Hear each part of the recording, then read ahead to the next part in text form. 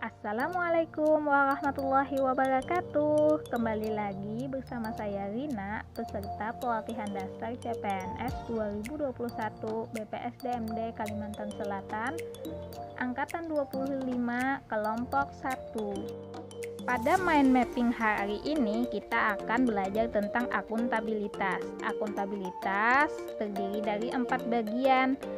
Ada konsep akuntabilitas, mekanisme akuntabilitas, akuntabilitas dalam konteks, dan menjadi PNS yang akuntabel. Pembahasan pertama yaitu konsep akuntabilitas. Akuntabilitas memiliki definisi yang mencakup kewajiban setiap individu, kelompok, atau instansi untuk memenuhi tanggung jawab yang menjadi amanahnya, yaitu menjamin terwujudnya nilai-nilai publik. Aspek akuntabilitas, yaitu akuntabilitas adalah sebuah hubungan. Hubungan yang dimaksud adalah hubungan dua pihak antara individu, kelompok, atau institusi dengan negara dan masyarakat. Kedua, akuntabilitas berorientasi pada hasil. Hasil yang diharapkan dari akuntabilitas adalah perilaku aparat pemerintah yang bertanggung jawab, adil, dan inovatif. Ketiga, akuntabilitas membutuhkan adanya laporan. Laporan kinerja adalah perwujudan dari akuntabilitas.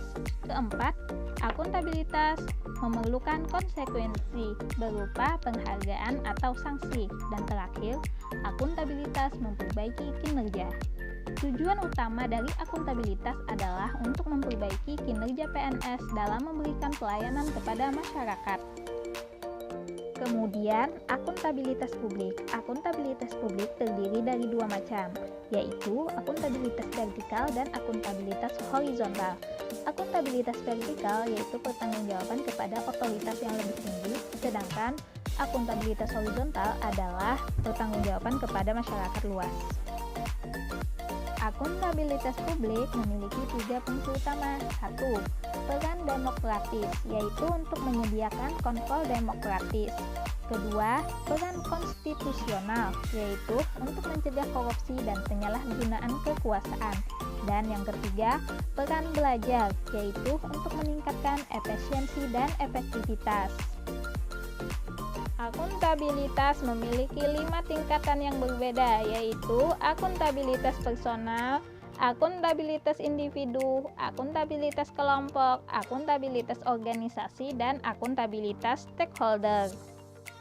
Pembahasan kedua yaitu mekanisme akuntabilitas.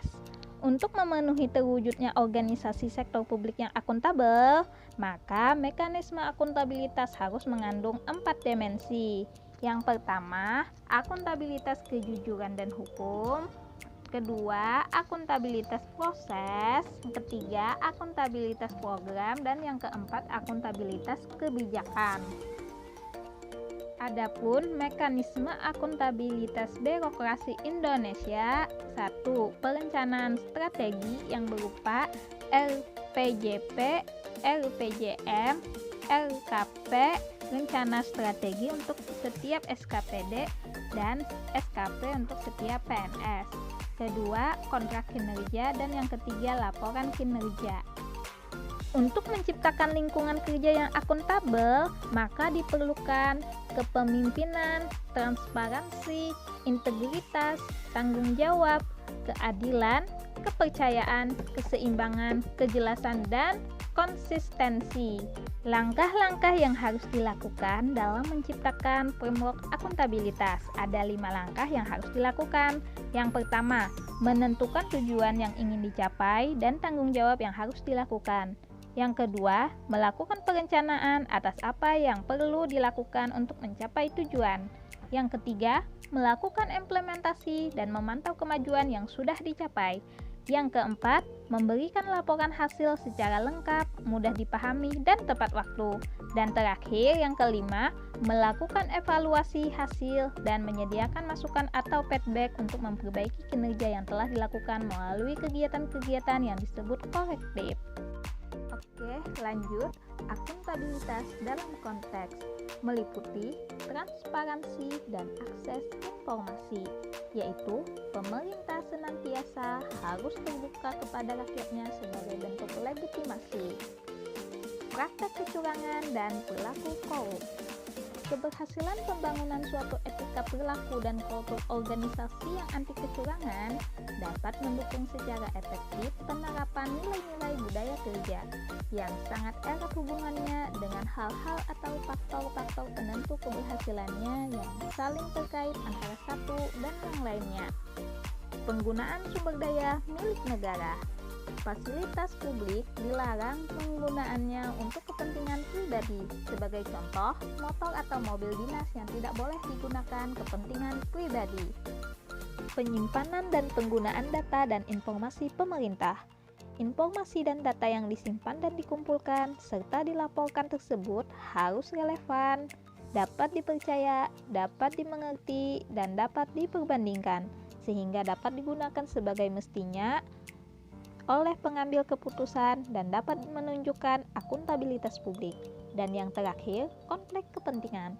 Konflik kepentingan adalah situasi yang timbul di mana tugas publik dan kepentingan pribadi bertentangan. Selanjutnya, pembahasan terakhir tentang menjadi PNS yang akuntabel. PNS yang akuntabel adalah PNS yang mampu mengambil pilihan yang tepat ketika terjadi konflik kepentingan, tidak terlibat dalam politik praktis, melayani warga secara adil dan konsisten dalam menjalankan tugas dan fungsinya. Perilaku PNS yang akuntabel diantaranya sesuai kode etik, perilaku terkait transparansi dan akses informasi, menghindari perilaku yang curang dan koruptif, bertanggung jawab terhadap penggunaan sumber daya negara, perilaku berkaitan dengan penyimpanan dan penggunaan data serta informasi pemerintah, perilaku berkaitan dengan konflik kepentingan, dapat membuat keputusan dan tindakan yang tepat dan akurat. Adapun 7 prinsip ASN. 1. Nilai dasar. 2. Kode etik dan kode perilaku. 3. Komitmen, integritas moral, dan tanggung jawab pada pelayanan publik. 4. Kompetensi yang diperlukan sesuai dengan bidang.